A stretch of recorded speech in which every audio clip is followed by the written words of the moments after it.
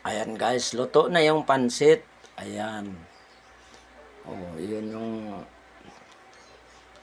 pamerienda sa mga nagagawa sa ano, sa Eskinita. Kahit pa paano, mayroong Pumunta ka na dito, kumuha merienda ka ng sila. pansit.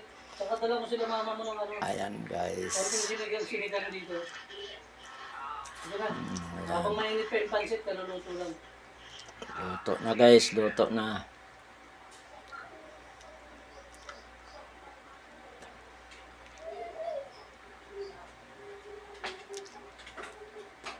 Ito na to yung part 2. Kanina ginigisa pa lang yung ano, topping. Ayan na guys. Wag! Sus, matama ng TV. Ay, sinisira lang yan. Hindi